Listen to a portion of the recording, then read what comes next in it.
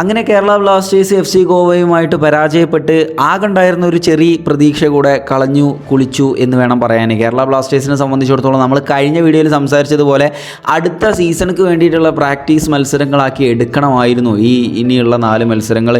അതിന് വ്യക്തമായിട്ടുള്ള ഉത്തരങ്ങളാണ് ഈ ഒരു മത്സരത്തിൽ നമ്മൾ കണ്ടിട്ടുള്ളത്. ഈ മത്സരത്തിൻ്റെ ലൈനപ്പ് വന്നപ്പോൾ തന്നെ ഞാൻ വളരെ നല്ല രീതിയിൽ ചിന്തിച്ചിട്ടുണ്ട്, എങ്ങനെ നമ്മൾ ഗോൾ അടിക്കും. ഈ ഇവർ ഉദ്ദേശിച്ചത്, അതായത് നമ്മുടെ കോച്ചുമാർ ഉദ്ദേശിച്ചിട്ടുണ്ടായിരിക്കുക 2 ഡിഫൻസ് ലൈനിൽ 2 വിദേശ താരങ്ങളെ കൊണ്ടുവന്നിട്ട് മെല്ലെ മെല്ലെ അറ്റാക്കിംഗ് സൈഡിലേക്ക് പോവാം എന്നുള്ളൊരു തീരുമാനമായിരിക്കും. പക്ഷേ നിങ്ങളൊന്ന് ആലോചിച്ച് നോക്കുക, ആ ഒരു അറ്റാക്കിംഗ് സൈഡിലുള്ള ഹീസസ് വിനീസ് എന്ന് പറയുന്നത് 10 വയസ്സക്ക് ഫാസ്റ്റായിട്ട് കളിക്കുന്ന പ്ലെയർ അല്ല. അദ്ദേഹം പന്ത് വന്നു കഴിഞ്ഞാൽ ഗോൾ അടിക്കാനായിട്ട് ഉഷാറായിട്ടുള്ള പ്ലെയറാണ്, പക്ഷേ സ്പീഡായിട്ടുള്ള ഒരു പ്ലെയർ അല്ല. അപ്പോൾ പിന്നെ എങ്ങനെയാണ് അദ്ദേഹത്തിലേക്ക് പന്ത് എത്തുക? അപ്പോൾ കോറോസിങ്ങിനെ സംബന്ധിച്ചിടത്തോളം 18 വയസ്സ് മാത്രം പ്രായമുള്ള കോറോസിങ്ങിനെയും അദ്ദേഹത്തെയും ആ ഒരു ഫിസിക്കുള്ള അദ്ദേഹത്തെയുമാണ് ആരെ മുമ്പിലേക്ക് ഇട്ട് കൊടുക്കുന്നത്? ഒഡൈ ഒനിന്ത്യയുടെയും അതുപോലെ നമ്മുടെ സന്ദേശ് സിംഗിൻ്റെയും മുമ്പിലേക്ക് ഇട്ട് കൊടുക്കുന്നത്. എന്ത് കണ്ടിട്ടാണ് ഈ ഫോർമേഷൻ കൊണ്ടുവന്നതെന്ന് പോലും ഒരു സംശയമാണ്. പറഞ്ഞു വരുന്ന കാര്യം എന്നുള്ളത്, ഈ ഒരു ഫോർമേഷൻ കൊണ്ടുവരികയാണെന്നുണ്ടെങ്കിൽ ഫാസ്റ്റ് ആയിട്ടുള്ള ഒരു സ്ട്രൈക്കറെ നമുക്ക് അത്യാവശ്യമാണ്. നമുക്ക് കഴിഞ്ഞ സീസണിലൊക്കെ നമ്മുടെ ഇവാൻ ആശാൻ യൂസ് ചെയ്തിരുന്ന ഒരു ഫോർമേഷനാണ്. പക്ഷേ ദിമിത്രിയോസ് എന്ന് പറയുന്നത് നല്ല രീതിക്ക് ഫിസിക്കിട്ട് കളിക്കുന്ന കളിക്കാരനാണ്, ഫാസ്റ്റുള്ള കളിക്കാരനാണ്. സോ തിരിച്ചടിക്കാൻ പറ്റുന്നൊരു സിറ്റുവേഷൻ നമുക്കുണ്ടായിരുന്നു. ബട്ട് നമുക്ക് അങ്ങനത്തെ ഒരു പ്ലെയർ അല്ല ജീസസ് സിമിനിയസ് എന്ന് പറയുന്നത്. ഓക്കെ, നോഹ സദോയി ഇല്ല എന്ന് കരുതിയിട്ട് നമുക്ക് വിങ്ങിലൂടെ അറ്റാക്കിങ് കൊണ്ടുവരാനായിട്ട് പറ്റുന്നൊരു കളിക്കാരനാണ് അമാവിയ എന്ന് പറയുന്നത്. അത് കഴിഞ്ഞ കുറച്ച് മത്സരത്തിൽ നമ്മൾ കണ്ടിട്ടുണ്ട് അദ്ദേഹത്തിൻ്റെ പ്രകടനമൊക്കെ.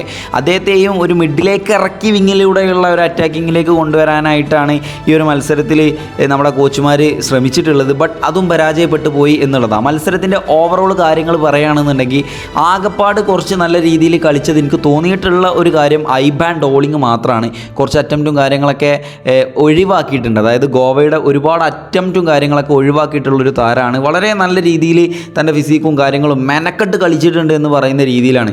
മത്സരത്തിൻ്റെ ആദ്യ പകുതിയിൽ 2 പേരും ഇപ്പോൾ FC ഗോവയെ സംബന്ധിച്ചിടത്തോളം അവർ പൊസിഷൻ ഗെയിമിങ്ങിന് വേണ്ടിയിട്ട് ബാക്കിലേക്ക് വലിച്ച് കൊണ്ടുവരുന്ന കളിശൈലിയാണ് ഇവിടെ കണ്ടിട്ടുള്ളത്. അവരൊന്ന് മെനക്കെട്ട് വേണമെന്നുള്ള രീതിയിൽ കളിച്ച ഫസ്റ്റ് ഹാഫിൽ തന്നെ അവർക്ക് ഗോൾ സ്കോർ ചെയ്യാൻ പറ്റുന്ന ഒരു രീതി ആയിരുന്നു ആ ഒരു അന്തരീക്ഷം. അതായത് മത്സരത്തിൻ്റെ ആ ഒരു അന്തരീക്ഷം എന്ന് പറയുന്നത്. നമ്മുടെ ഭാഗത്തു നിന്നും അമാവിയയുടെ ഒരു ഷോട്ട് ഉണ്ടായിരുന്നു, ദുർബലമായി പോയിട്ടുള്ള ഒരു ഷോട്ട്.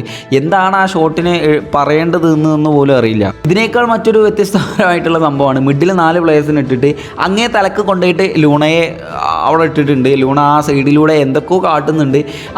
ഫസ്റ്റ് ഹാഫിൻ്റെ അവസാന നിമിഷത്തിലേക്കാണ് അദ്ദേഹം മധ്യനിരയിലേക്ക് ഇങ്ങനെ, അതായത് മധ്യനിരയുടെ മധ്യത്തിലേക്ക് ഇങ്ങനെ കടന്നു വരുന്നത്. അത് എങ്ങനെയാണ് ഇവർ ഈ ഒരു ലൈനപ്പ് ക്രമീകരിച്ചതെന്ന് പോലും മനസ്സിലായിട്ടില്ല. എന്തായാലും പക്ക പാളിയിട്ടുള്ളൊരു സംഭവമായി മാറിയിട്ടുണ്ട് എന്നുള്ളതാണ്. മത്സരത്തിൻ്റെ 36-ാം മിനിറ്റിലെ കമൽജിത്തിൻ്റെ ഒരു സേവ് നമ്മൾ കണ്ടു. സോ സച്ചിനേക്കാളൊക്കെ ഒരു പവറായിട്ടുള്ള ഒരു ഗോൾ കീപ്പറായി മാറാനൊക്കെ സാധ്യതയുണ്ട് എന്നുള്ള ഒരു രീതിയിലാണ് നമ്മൾ കണ്ടിട്ടുള്ളത്. 2 ടീമുകളും ആദ്യ ഹാഫിൽ മെല്ലെ ഒരു മുന്നേറ്റമാണ് നടത്തിയിട്ടുള്ളത്. എന്നാൽ സെക്കൻഡ് ഹാഫിലേക്ക് വരുന്നു 46-ാം മിനിറ്റിൽ ഡ്രാസിച്ചിൻ്റെ ഒരു കിടിലൻ ഷോട്ട്, കമൽജിത്തിൻ്റെ ഒരു സേവ്, നേരെ ഗോൾ ടെക്സ്റ്റേനയിലേക്ക് എത്തുന്നു. അദ്ദേഹത്തിൻ്റെ മനോഹരമായിട്ടുള്ളൊരു ഫിനിഷ് 1-0.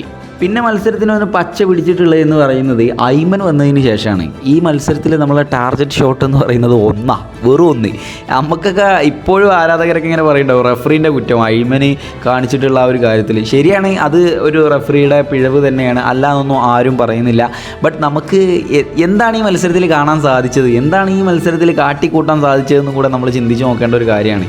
72-ാം മിനിറ്റിലാണ് അവസാനത്തെ 2ാമത്തെ ഗോൾ, യാസിറിൻ്റെ ഗോൾ വരുന്നത്. ആ ഒരു ഗോളിൻ്റെ സെലിബ്രേഷനൊക്കെ ഉണ്ടായിരുന്നു. കഴിഞ്ഞ വർഷം അതിനെ നമ്മൾ തിരിച്ചടിച്ചിരുന്നു. ആ വർഷം നമുക്ക് അതിനുള്ള ടീമുണ്ടായിരുന്നു. പരിക്കുകൾ കൊണ്ട് മാത്രം വിട്ടുപോയിട്ടുള്ള ഒരു സീസണാണ് ഇന്ന് ഉറപ്പിച്ച് പറയാൻ പറ്റുന്ന ഒരു സീസണാണ് കഴിഞ്ഞ വർഷത്തെ ആ ഒരു സീസൺ. പക്ഷേ ഇത്തവണ നമുക്ക് തിരിച്ചടിക്കാൻ പോലും പ്ലേയേഴ്സ് ഇല്ല. ലൈനപ്പ് തന്നെ മോശം. തുടക്കം തന്നെ എന്തോ ആരാധകർക്ക് പോലും എത്തിപ്പിടിക്കാൻ പറ്റാത്തൊരു ലൈനപ്പായിട്ടാണ് നമ്മുടെ കോച്ചുമാർ വന്നിട്ടുള്ളത്. സോ എന്തായാലും സീസൺ അവസാനിച്ചു, പ്രതീക്ഷകൾ നഷ്ടപ്പെട്ടു. അടുത്ത സീസണിന് വേണ്ടിയുള്ള മുന്നൊരുക്കങ്ങൾ, റൂമറുകൾ, കാര്യങ്ങളൊക്കെ നമ്മളും വിടുന്നതായിരിക്കും. ചാനലൊന്ന് സബ്സ്ക്രൈബ് ചെയ്ത് തുടരുന്നതാണ്, ബെല്ലൈക്കണും കൂടി എനേബിൾ ചെയ്യുക. വീഡിയോ ഒന്ന് ലൈക്ക് ചെയ്ത് വിടുക. മറ്റൊരു വീഡിയോ വീണ്ടും കണ്ടാം. അതിലേക്കും ബൈ.